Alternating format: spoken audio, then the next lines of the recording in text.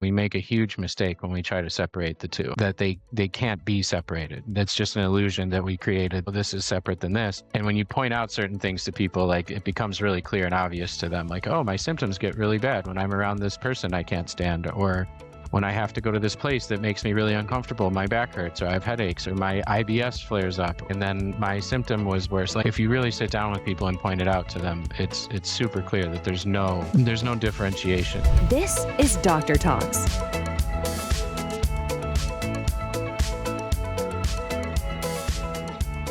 Well, welcome back, everyone, to the Medicine of Mindset Summit. It's Jana here back with you. And our next speaker, we were chatting offline because we have kind of a similar story from 2022 that we left the US to go to Italy. I left Canada to go to Mexico. So we were just sharing some of our adventures on relearning, and things that normally would take minutes can sometimes take a whole day. And I'm really excited to have Michael Roesslein here with us today. Let me tell you a little bit about this amazing guy. He's the co-founder of the Rebel Health Tribe. The Rebel Health Tribe is a health and wellness education platform. And if that's not enough, he's also got another company that he's working on called Inaura. And this is a platform and community focused on what they call the other side learning of healing. So the mental, emotional, spiritual, and energetic side, which often is thought of, I believe, as secondary to, fixing the symptoms. And oftentimes it's these other pieces, the spiritual, the emotional, the energetic, that are actually the root cause. So I'm excited that we're going to be learning more from Michael. He's a certified functional diagnostic nutrition practitioner. He is a holistic life coach. He holds a master's degree in exercise science and health promotion. He's completed the 2-year training program at the Luminous Awareness Institute. And he's also done the 1-year training that Dr. Gabor does around compassionate inquiry. So this guy knows his stuff. He spent the last 12 years in the fitness, nutrition, natural health industry as a trainer, a coach, a speaker, an educator, a film producer, a writer, a podcast host, and a content creator.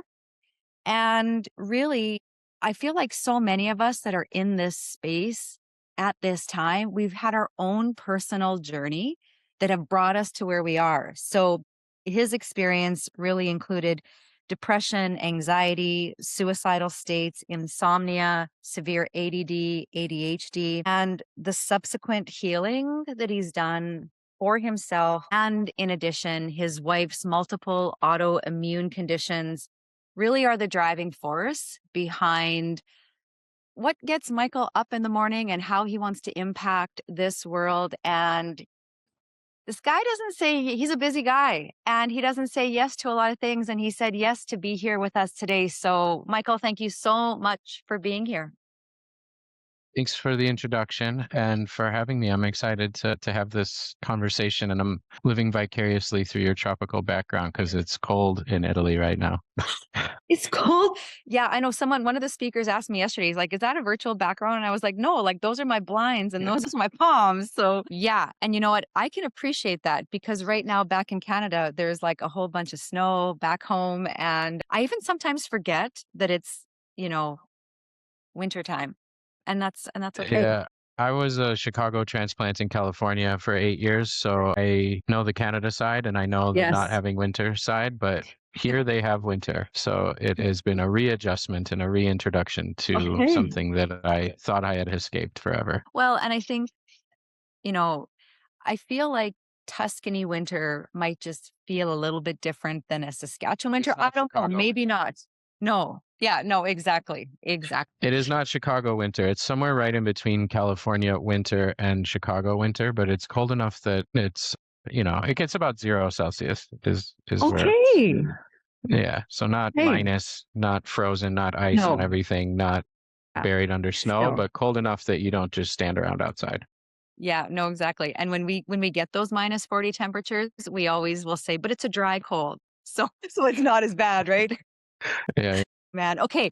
So let's start. You had a shift. You had a shift from what I would say more, in health and wellness, the training, the fitness, the nutrition side of things. And then there was this shift over toward, the emotional, the spiritual, the energetic side of healing. Walk us through that. It was more kind of like a meandering than like a big shift. There was a time where there was like a pretty big shift, but it was, I've, in retrospect, it was more of just a gradual increase in layer of depth. Like I started out, and I don't want to negate anything that anybody does out there professionally or where anybody's at or anything. So I don't want to take it as like deeper is better. But I started out, with a master's in exercise science. I was a very highly educated trainer. I did mostly fitness training. I was working with athletes, helping people jump higher, run faster, shoot a ball better, that kind of thing, which I didn't really find super rewarding and I didn't really enjoy it a lot. And then by chance, I took on a couple clients who were recovering from back surgery and they were deconditioned, not athletes at all, like regular people, and helping them be able to like walk up the stairs and do stuff that they couldn't do a couple weeks prior. That was more fun for me. And so I started working with people who were out of shape, trying to be able to enjoy their life better, which led to, hey, I have this digestive problem, or I have this stubborn weight loss, or I have headaches, or I can't sleep at night, or I have fill in X symptom that most people in modern society have. And I didn't know how to help them with that because they didn't teach that in my grad school program. I only knew how to make them stronger or run faster or have more endurance or whatever. And so I started to learn what I now know is functional medicine or nutrition, but I didn't know what it was called then. I started to learn that so I could help the people figure out the things that they were bringing up. Because when you're a trainer, it's like a barber shop. Like people come in and they tell you all the things. And it wasn't just about, I want to be able to exercise better. It was, I want to be able to eat food and not get bloated and whatever. So that led to learning about, health and nutrition from a more holistic standpoint, which led me to FDN, where I learned how to use functional lab testing, which allows you to go really deep and work with really complex clients. And I did that kind of work in education for a while until my own mental health and like I've always had depression, always had anxiety, always had really severe ADD, but I didn't even know it for most of my life because I think everybody else around me did too.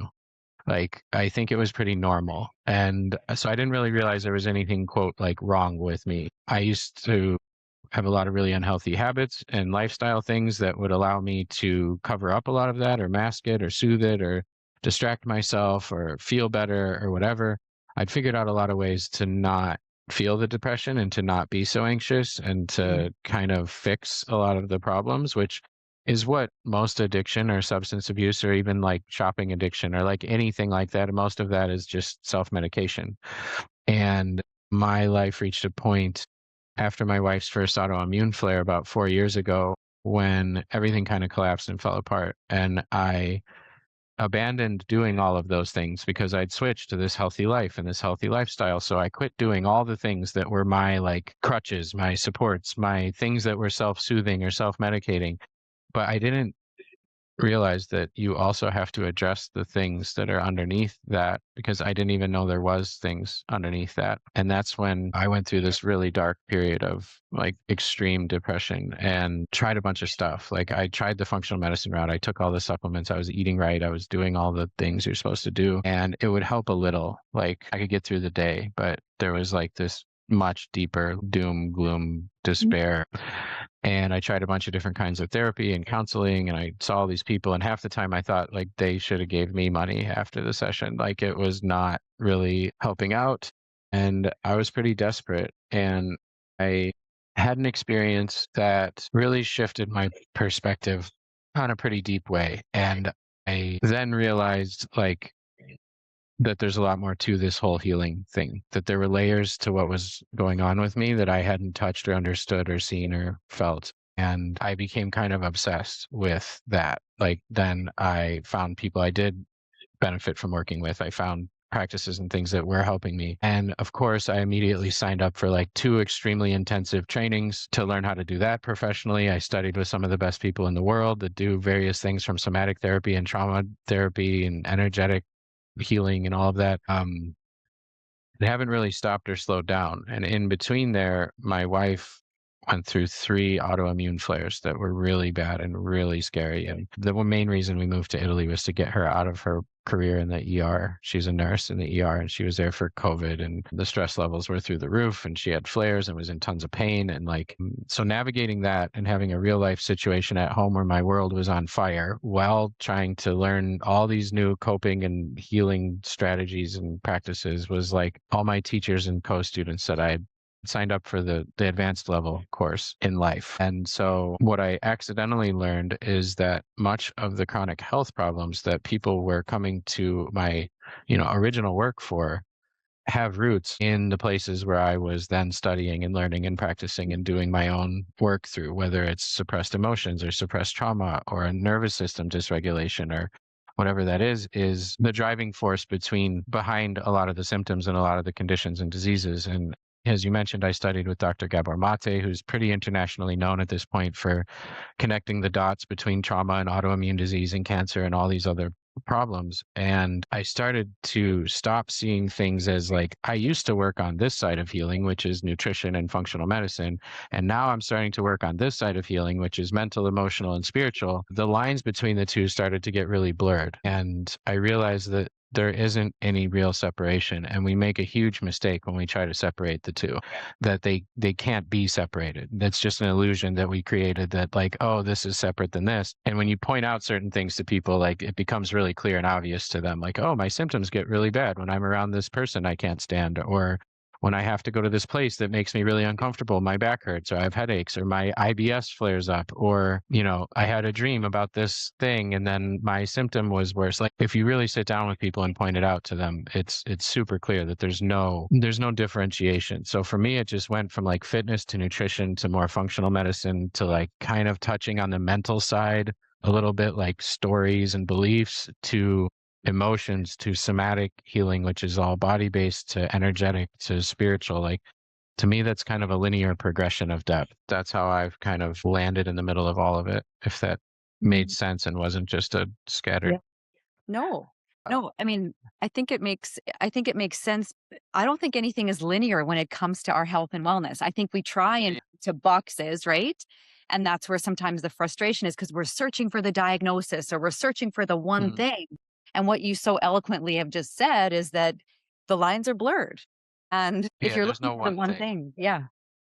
And chasing the biochemistry, which is what I did for a while, like you feel tired because you have low cortisol. So you can take licorice extract and your cortisol will be higher. And then what that's doing is it leaves symptoms, which there is a benefit there because then people feel better. But also it's giving you like a cheat to be able to push through doing things that your physiology and your system at this time are telling you you're not, don't be doing this. And we found ways around all of that. And we don't really look at what's driving it in the first place. So if you're somebody out there, and this isn't intentional, I'm not saying people are like intentionally avoiding things. Some people are, but most aren't. They just don't understand. And so if you're one of those people that's bounced from like practitioner to practitioner to practitioner and protocol to protocol, and you take 22 supplements and you've been on every single restrictive diet and you've done every kind of thing, and your symptoms get marginally better or like level off or whatever, I would highly recommend exploring some trauma work or some energetic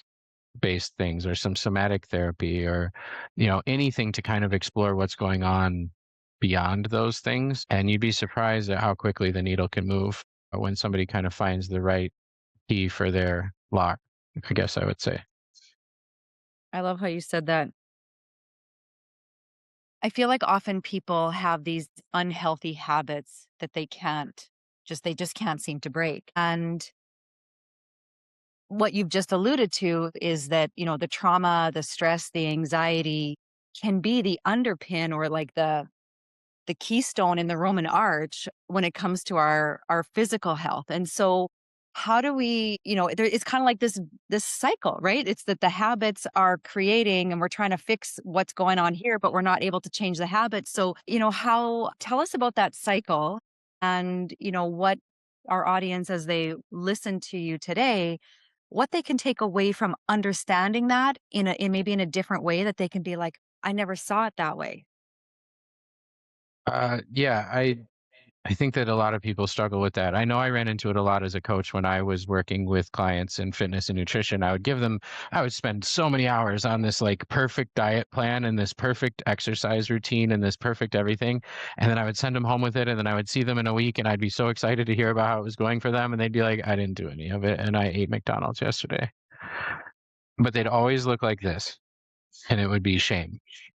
And so they would, apologize. They would belittle themselves. They would say like, I can't do it. I'm sorry. I screwed up. I did this bad job. Et cetera, et cetera. And I didn't understand it then at all. And I was like, what is wrong with these people? They don't want to get better. They don't want to heal. They don't want to lose weight. They don't want to get more fit. They don't want to do, they, they don't want it. And that was my theory. And then when it came my turn to start trying to change a lot of things and I was having a lot of struggle with it, I really did want what was on the other side of those changes. Like I really did want to live a different way. I really did want the results that would come from not staying up super late at night and not drinking and not smoking and not doing all these things. I was in the service industry for 10 years.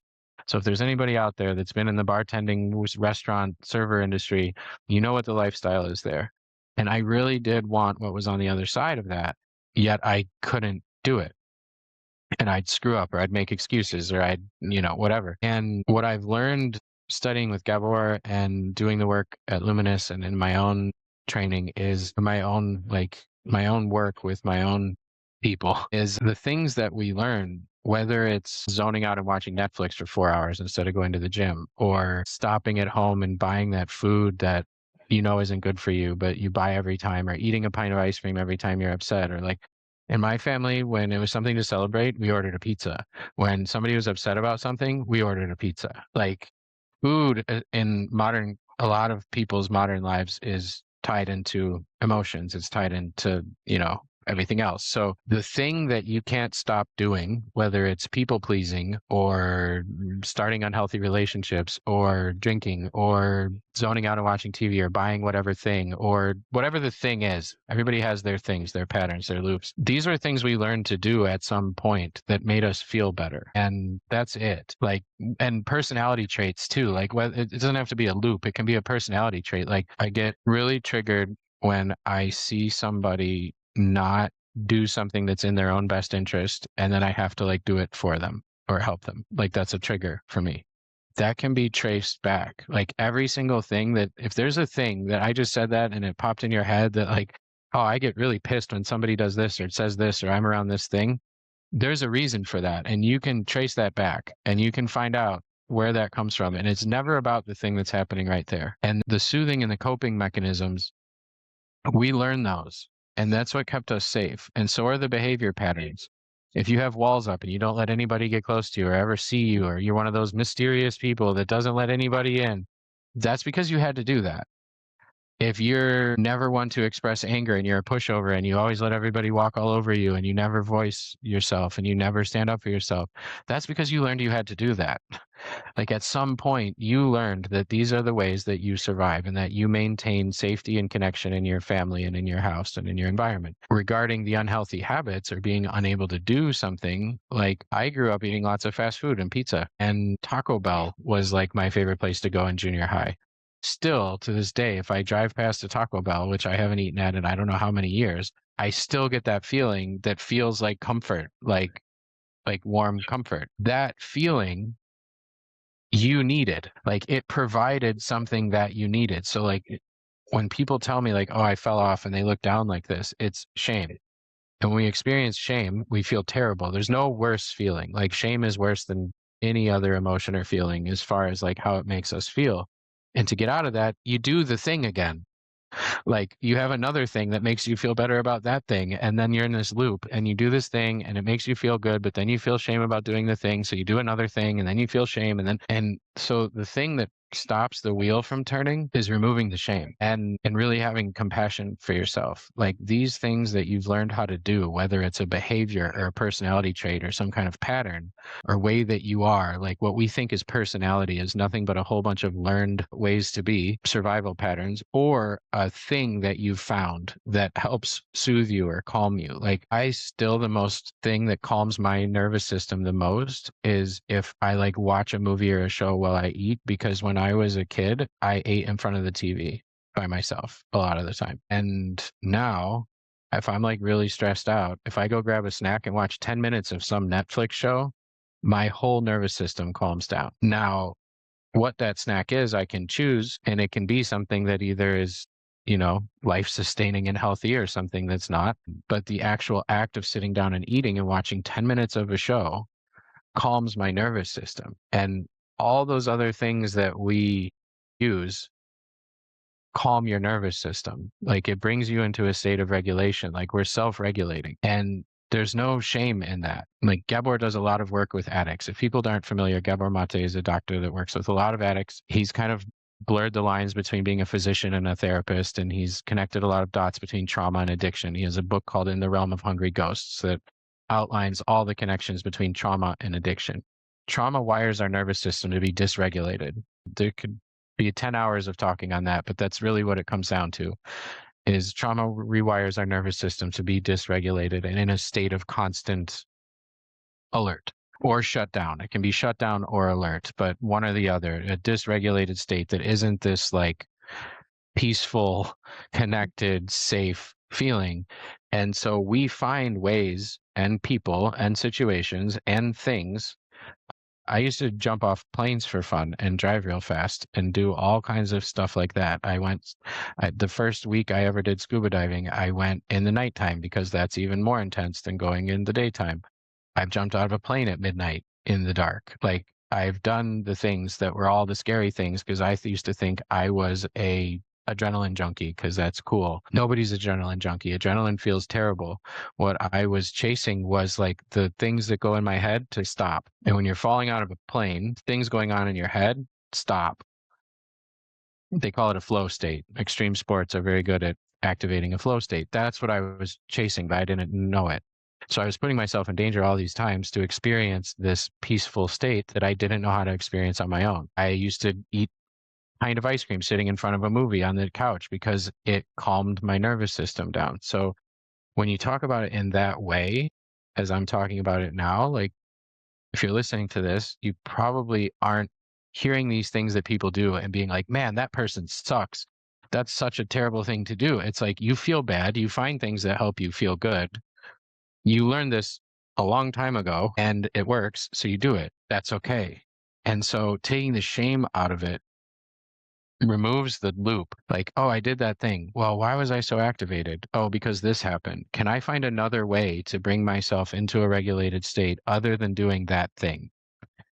And there are tools and practices and ways that you can learn to like regulate yourself without doing the thing that you used to do. And you'll slip up and whatever, but eventually you'll transition into like now when I get anxious, instead of reaching for some kind of food or beer or whatever other thing I used to reach for, I know that I can go outside and sit on a bench and overlook a valley and take some deep breaths and feel the breeze on my skin and ground into that experience.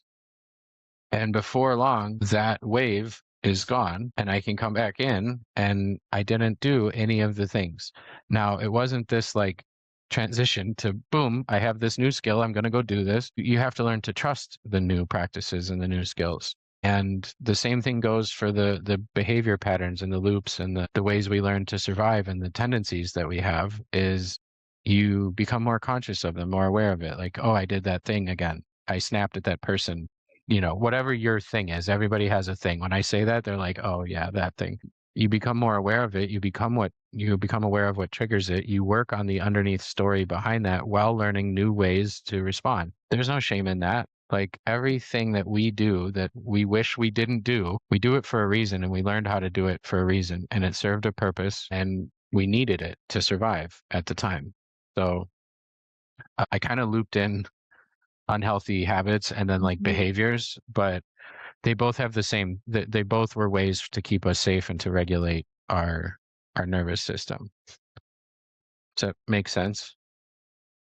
It makes total sense. And I love what Okay. you pulled in around. I think we default to thinking about, using food as a crutch or using alcohol as a crutch or using drugs as a crutch. But I love that you also brought in like the adrenaline junkie piece as well, because I mean, I was like, wait, I hear that quite often from, people around me. And it's just as much of a distraction strategy as you've made it obvious as all those other maybe seemingly negative vices that we just, Mhm. have become conditioned to know Some those of are them are not good. more like acceptable, like in our society we've created or our stories that we tell. Like some of them Yeah. are cool to do and acceptable to do. Yes. And some like in North American culture, I know Canada falls in the US with this, drinking is super cool.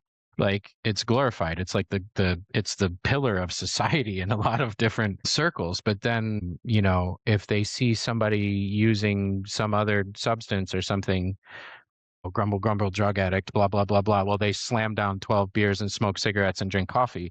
Those are all drugs. Every one of those are drugs. There's a comedian that has a skit about it that says, like, the only drugs approved in this society are caffeine that makes you get going in the morning and alcohol to make you forget on the weekends how much you hate your job. And that's it. And everything else is like criticized or outlawed or banished or whatever. And yeah, some of them are cool, some of them are not cool. Some of them have stigmas around them and taboos. Some of them are celebrated. And like the guy who does adventure skiing and goes scuba diving and jumps off planes, that's really cool.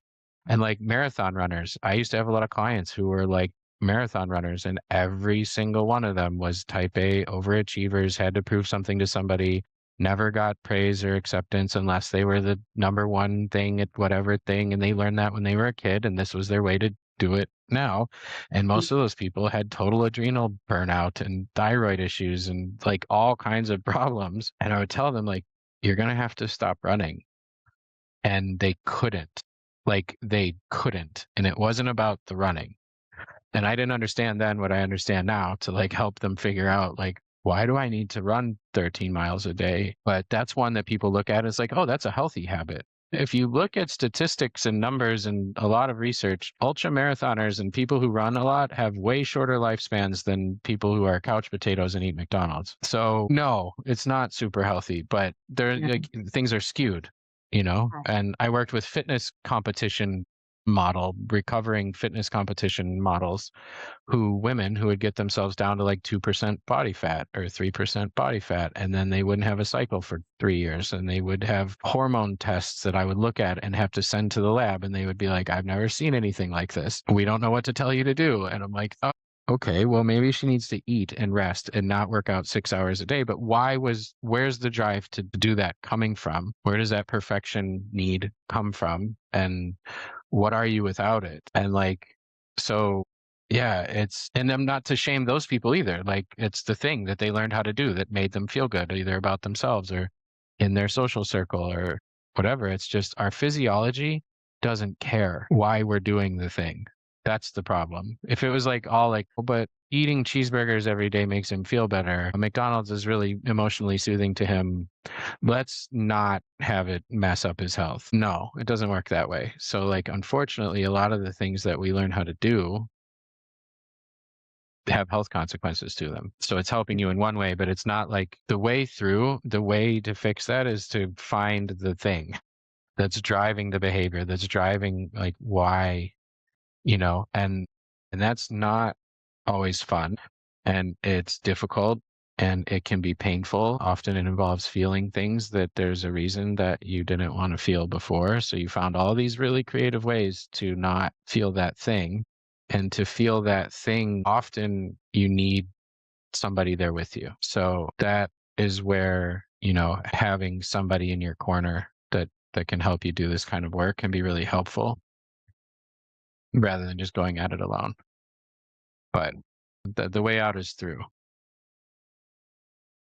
I'm glad that you said that because I feel like so many people are like this lone wolf where I can figure it out, right? And often, and I'm not saying, and probably you're not saying it needs to be, someone who's a PhD psychologist. I mean, there are amazing life coaches out there that have training, like fitness trainer. I mean, we're seeing a shift in how we are approaching health and wellness and the mental side of it. I believe we're seeing a shift. And so that's the beautiful thing about having, a coach is someone that can see things that you literally physically, symbolically cannot see them until someone, holds the mirror and says, here. And then you're like, wait, Yeah. has that been here all along? And so what advice, I mean, that on itself is a great piece of advice, is to, look outside of yourself. But for those people that are here or thinking, geez, my friend should be here or my sister should be here listening, to Michael, what other, what other pieces of advice could you plant in someone's mind to be that, huh, moment? Cause I think that's a necessary part of this where you're like ready to receive. Sometimes we're not ready to receive or ready to be open. So what other That's a kind whole nother thing that we're taught. of, That's a whole nother programming thing. Like not being not being safe to ask is learned. That you won't receive what you ask for is learned. That you don't deserve to receive is learned. That nobody should help you is learned. All of those are beliefs that are learned. Not everybody has that. And those are learned. At some point, you needed support or help. And I'm not saying you personally, but like that person needed support or help. They asked for it as a child and they didn't receive it, or they were even condemned for asking, especially men in Western society a lot of the time. That's why there's, this epidemic of suicide amongst men. Men are taught as boys that crying is not allowed, showing emotion is not allowed, asking for help is not allowed at all. Like if you can't do something on your own, like you're worthless, so there's that whole thing. So you can do all kinds of solo work. I listened and read. I prefer to listen to books around this kind of stuff. Like I'm more of an auditory learner, but I will say read for these purposes. I've read, I don't know, dozens of books and gone through really advanced trainings and done all this stuff. And I tried to fix it alone. Like I tried to understand myself and psychoanalyze every single pattern I have and reason for this. And you can make really big strides doing that. Like you can understand yourself a lot more. You can become more conscious of things, but you're always going to have blind spots. Those blind spots exist because like you're in it. Like you are it. Like an eyeball can't see itself. Like it's like you're in it. You can't see it.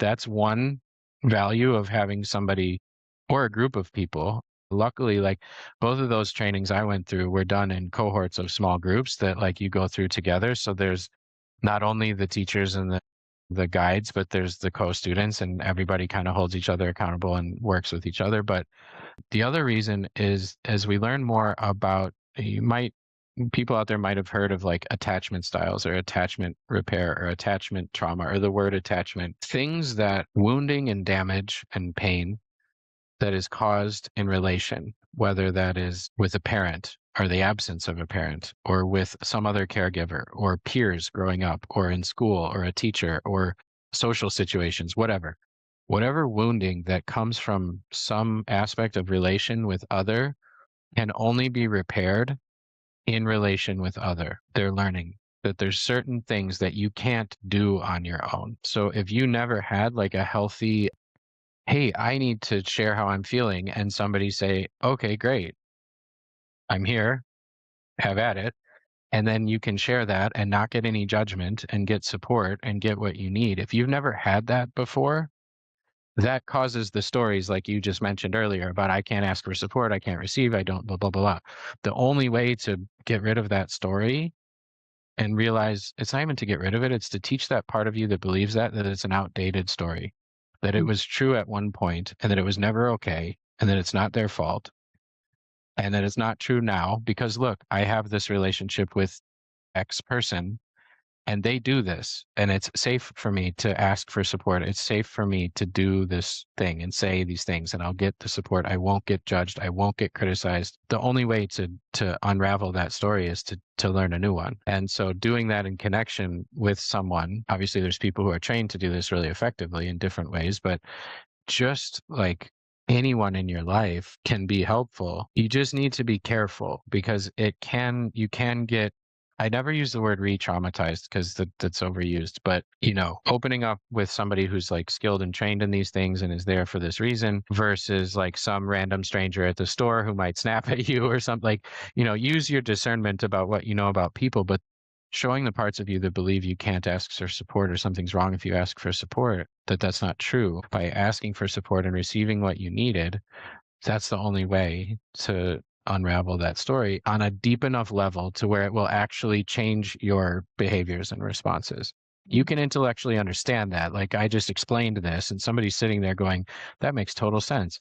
And they have this pattern. That doesn't mean that just because they heard this, they're going to be able to all of a sudden ask everyone for help and receive all this help. And what? No, no, no. It's toe in the water, like baby steps. And when you struggle with it again, like having compassion for yourself, like that is the number one thing. That's what got me through my depression. That's what breaks these patterns. That's what shifts all these stories and these behaviors that we want to switch is dropping the shame. Like you learned how to do that thing because you needed to, and it was the best you could do at the time with what you had, and you did really good because you're still here. Dropping the shame and then trying out, new ways to be in connection and kind of, you mentioned the individualism that we're taught, like lack of connection is a greater predictor of all-cause morbidity than smoking. And so we are social animals, like we're social creatures. Like without that connection, we get sick. And so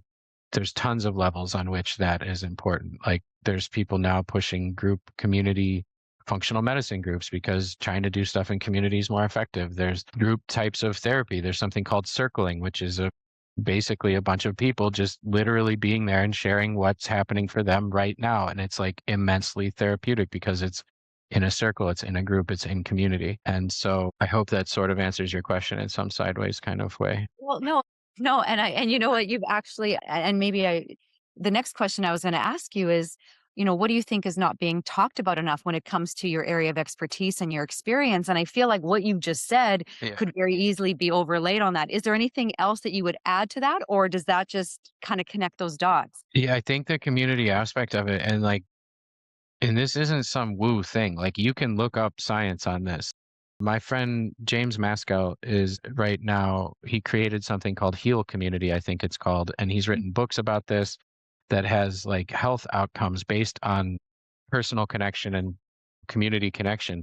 Things radically change when people are connected to other people and when they're not. And so much of the psychology field forever has been like, what's wrong with this person? And I'm the psychologist and you're the person, and I'm going to psychoanalyze you and find all the things that are wrong with you. And there's this wall between the psychologist and the patient because it was the same as the medical model. This could go with doctors, this could go with whoever. There's this wall between them, and I'm the power over dynamic where I'm the expert and I'm the person. I'll tell you what's wrong with you and what you're supposed to do. And it doesn't work the other way at all. There's no connection. It's totally like this. One, that actually re-triggers a whole bunch of wounding patterns that a lot of people have in that kind of power dynamic. So it automatically puts them in like a distrusting place with those people. I'm one of them. Like I was the one that if the teacher said like, you can't do this thing, you have to do it this way, I would immediately do the thing that they said that we couldn't do. And there's a lot of people that are like that. So what they're learning now, and Gabor was one of the first ones to challenge this, and now there's whole modalities of therapy and counseling that are based on establishing like real connection with the person that you're working with and not just sitting in the room with them, like really deep level entrainment and connection. And that's great with one person. It's even better with a bunch of people. And so I think that even within, the most progressive aspects of the functional medicine world and within the therapy, counseling, mental health world, the focus is still pretty often on like what the individual can do. And that it's all about the individual and that they have this problem. And these problems don't just come out of nowhere. These woundings happen from society. They happen from the way we were brought up. They happen from the way our society is run. Like right now you have kids being raised by screens because parents work two jobs and are gone all the time, and they're stressed out of their mind, which nervous systems are just antennas, by the way. So we pick up nervous systems around us when you're a child and your parents are stressed out of their mind because they can't pay their bills and they're working two jobs and they're fighting with each other because they're stressed. That entrains your nervous system to be like that forever until you change it, which is hard work. But the community aspect of healing, I think it's still overlooked. I think that the level of connection and community, the the importance that connection and community has in establishing a felt sense of safety in people that is missing. Because, you get into functional medicine, you talk about all these complex chronic diseases that now exist, all this stuff like mold illness and mast cell activation system and histamine intolerance, all of that stuff is a heightened fear response, danger response in the body that gets switched on and stays on. And that's just the way that it manifests itself. It's why somebody gets sick in an elevator with somebody wearing cologne, but I don't. It's why somebody goes in a moldy building and they're sick for 6 months, where like I just am like, oh, this building smells bad. It's because the body switched on into this danger state. One of the most powerful ways to switch off the danger state is to be in connection with other people and animals. Some people find it much easier with dogs or cats, but that's also, I just think it's overlooked. I think that so much of it is focused on the individual, which is like you're responsible for everything that's wrong with you. Wrong with you, I'll put in quotes, but you're responsible for all of that. And then you're responsible for figuring it out and fixing it all. And that's it. And I think that isn't talked about enough, that that's a super flawed thing that isn't going to work. Like it hasn't worked. It doesn't work. It's never going to work because we are wounded by other people and situations and society. Like, so that repair needs to happen in community. And it literally shifts our physiology to be in connection with other people. Well, I mean, the old statement that it takes a village, right? Like that there's so much meaning to that. And I think when you talked about, the other piece to that is that we're in this experience and we think no one else is like we're the only people that have it as bad. The Like maybe only one someone with else this just has problem. it. Yeah, exactly. Exactly. And so It's only what me. yeah, and it plays, I mean, what you've taught us and what you've educated us on this whole conversation brings us to this point where, you took us through the piece of the feeling of shame and how that kind of becomes this little tornado inside of our head and our body. And now we're all the way in this beautiful conversation to the connection. Like you've offered such seemingly simple, yet, like you said 5 minutes ago, this may be landing for someone, but they're just going to dip their toe in the water and they're going to see what would that be like if that started to change, or if I tried something a little bit different, or if the mirror, maybe this conversation for some of our audience really gave them that mirror that they can see the eyeball now that there's a mirror in front of them, whereas Yeah, before yeah. or they couldn't. I want to ask to close out our conversation, and you've offered a few of these kind of in some of your answers and to the questions that I've been asking. But Michael, what are some of your non-negotiables, like your go-tos that for you really nurture, protect, and honor the mindset, the emotionality, the spirituality that you've come to know is really, and like I said, a non-negotiable for you? Uh, these have kind of shifted. Nature, being outside, that is a non-negotiable for me. Like that is something I need to do. I have to do it. It needs to be there. If I'm locked up and I have a really nice little office I created here for the first time I've ever had, like a really nice little office, and it's great. And if I'm in here all the time, it's not good for me. So being in nature, connecting with nature, because that disconnect, that could be a whole other conversation, but the disconnect between us and the natural world is one of the main drivers of why we're so unhealthy on so many levels. So getting in nature, feeling that connection, the breath, breathing. There's no more effective way to shift our felt sense and our physiology than the breath. There's no supplement, there's no diet, there's no anything else you can do.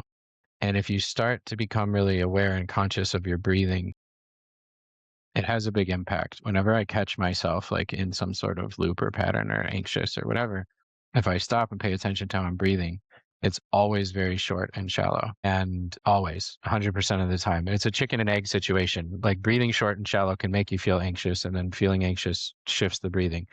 It also works the other way. So I've learned some breath techniques and some more complex styles of breath work that help me a lot, but it can be as simple as sitting down, stopping doing whatever you're doing, breathing through your nose, inhaling for 5 seconds, exhaling for 5 seconds. That's 6 breaths a minute. That will slow things down.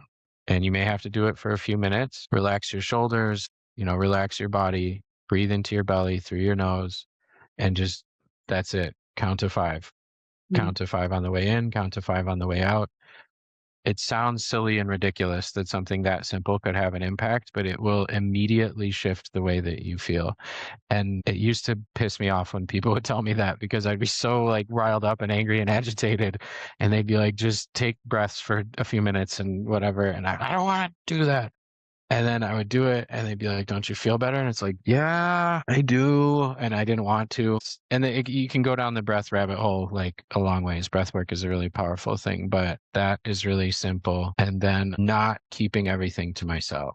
I have certain really close friends that I made in those training programs I went through. At Luminous is a really deep energy, trauma, neuroscience, psychology type program, and I made some really close friends there. And in Gabor's training, I made a couple close friends that we know, because we all have the same patterns. If we don't hear from each other, even if it's just like on WhatsApp or a little Facebook Messenger check-in or something, like I have friends who know that if I don't message them for a couple weeks, that like I'm in like a whirlwind of anxiety or something is going on. And so that they check on me, and that we have this no bullshit rule with each other. So they check on me. So I do the same for them. And then we have Zooms and we connect, and having like at least one person who, because we get so looped into these stories that exist in our head, and then we act on the story, and then this story and this, and it becomes this little world that we live in that nobody knows about, that we're just living in this tortured little existence of spiraling stories and whatever. As soon as you put those out and somebody else has those stories too, they become a lot less spirally and a lot less powerful. I would say getting outside, getting in nature, even when it's cold, I still go for a walk every morning. I live in the hills. I wear a weighted vest. It's part of my workout.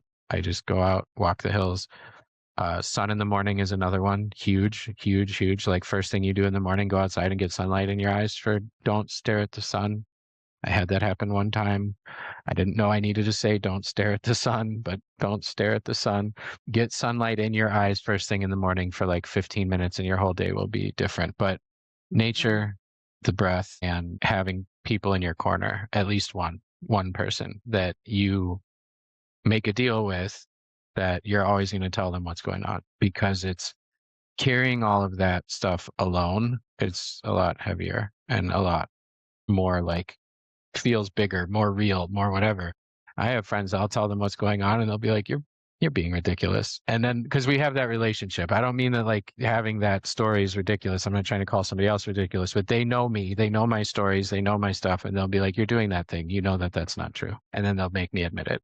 And then we kind of laugh, and then it's all lighter. So those would be my things right now, I think. So good. So good. If someone if our audience is looking to connect with you and learn more about your work, where's the best place to send them? I have two platforms, which you mentioned earlier. One is Rebel Health. That one is focused a lot more on the functional medicine side of things, nutrition, wellness, gut health, neuroscience, like all of that type of stuff. We have a lot of great educational things over there, some really good physical health products too. And then Inaura is my other platform, and that's focused a lot more on the mental, emotional, spiritual side of things. You can go over there, take an assessment, find guides that do various types of this work that would be recommended to you based on your assessments. I may be starting to do some coaching, both in group and individual, starting in the spring of 2023.